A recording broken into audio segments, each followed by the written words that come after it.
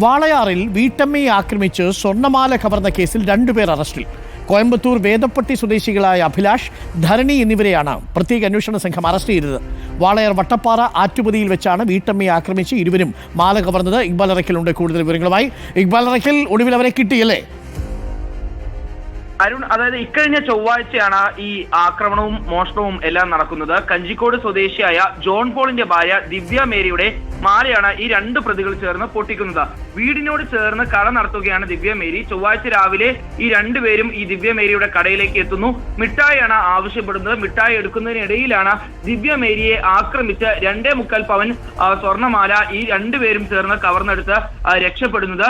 Number plate ഇല്ലാത്ത sports ബൈക്കിലാണ് ഈ 2 പേർ ചേർന്ന് ഈ കഞ്ചിക്കോട് വാളയാർ മേഖലയിലേക്ക് എത്തുന്നത്. എന്നിട്ട് പിന്നീട് ദിവ്യ മേരിയുടെ മാല പൊടിച്ച് പെട്ടെന്ന് തന്നെ കടന്നു കളയുകയായിരുന്നു. പോലീസ് 100ഓളം CCTV പരിശോധിച്ചാണ് ഈ പ്രതികളെ നിലവിൽ കണ്ടെത്തിയിട്ടുള്ളത്. തമിഴ്നാട് കോയമ്പത്തൂർ സ്വദേശിയായിട്ടുള്ള അഭിലാഷ്, അതുപോലെ തന്നെ ധരണി എന്നിവരാണ് നിലവിൽ വാളയാർ പോലീസിന്റെ പിടിയിലായിട്ടുള്ളത്. ഇതിൽ അഭിലാഷ് നിരവധി കേസുകളിൽ ഉൾപ്പെട്ടുള്ള ഒരു അന്തർ സംസ്ഥാന മോഷ്ടാവാണെന്നാണ് ഇപ്പോൾ പോലീസ് കണ്ടെത്തിയിട്ടുള്ളത്.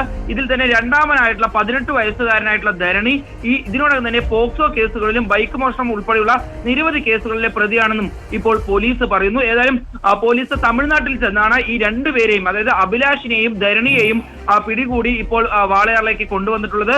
ഇവരെ പോലീസ് കൂടുതൽ ചോദ്യം ചെയ്യുകയാണ്.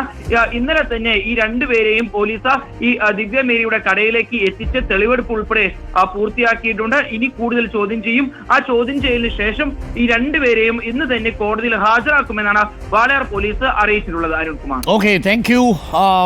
ഇക്ബാലാണ് വിവരങ്ങൾ നൽകിയത്. 2 പേരെയും പോലീസ് പൊക്കി.